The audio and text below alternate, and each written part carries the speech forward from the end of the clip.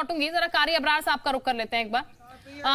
कारी साहब, क्योंकि आप पूरी चर्चा को भी सुन रहे हैं और बहस को शायद आप पूरी तरीके से समझ भी गए होंगे, क्योंकि तमाम जो प्रोडक्ट्स मार्केट में आ रहे हैं, अभी तक हलाल मीट हमने सुना था, उसकी एक पूरी प्रक्रिया है, पूरी एक प्रक्रिया के तरीके से वो किया जाता है, उसके बाद फिर आगे वो सप्लाई होता है और वो हलाल ही चलता है। लेकिन बाकी लिपस्टिक की बात जैसा कि अभी आलोक साहब ने कही, इसके अलावा मेडिसिन की बात कही जा रही है, तमाम और ब्यूटी प्रोडक्ट्स हैं इनकी बात कही जा रही है, क्या इसमें भी हलाल जरूरी है?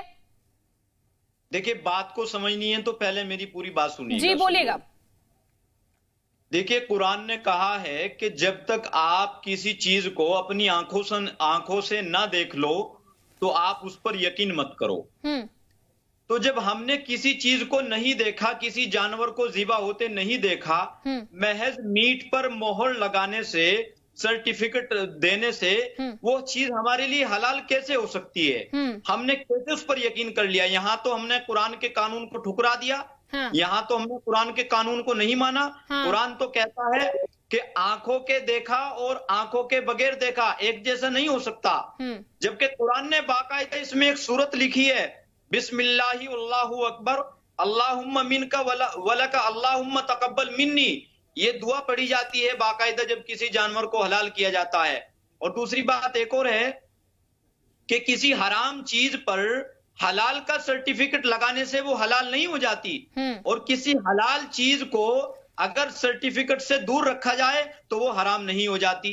अभी कुछ लोग गाय मूत्र की बात कर रहे थे, लाओ मैं 2-4 हजार रुपए में उस पर हलाल का सर्टिफिकेट दिलवा के इन लोगों को दे दूं, क्या हाफिज साहब उस गाय के मूत्र को पी लेंगे? ड्रामा बना के रखा है इन लोगों ने मजहब का। ये लोग मजहब की आड़ में सियासत कर रहे हैं। अरे कुरान ने तो कहा है, कुरान ने इन सारी चीजों पर पाबंदी लगाई है। कुरान ने कहा है किसी चीज को अगर ये डिसाइड करना हो कि ये आपके लिए अच्छी है या बुरी है, तो पहले अपनी उसकी आंखों से देखो। हम जानते हैं। बिल्कुल हाफिज साहब, आप बोलिएगा, हाफिज साहब आप जवाब दीजिएगा कि सिर्फ सर्टिफिकेट लगाने से क्या वो वाकई में हलाल हो जाएगा?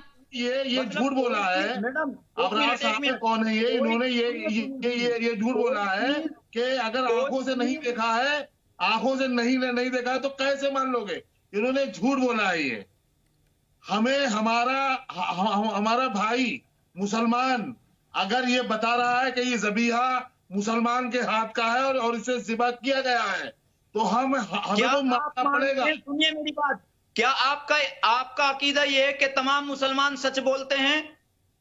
बिल्कुल बिल्कुल बिल्कुल बिल्कुल। आप जैसे पखंडियों के बारे में मालूम है, जो लोग आपका अकीदा ये है कि तमाम अपनी कौम के साथ गद्दारी करते बैठे हुए, गद्दारों के साथ में बैठे हुए हैं।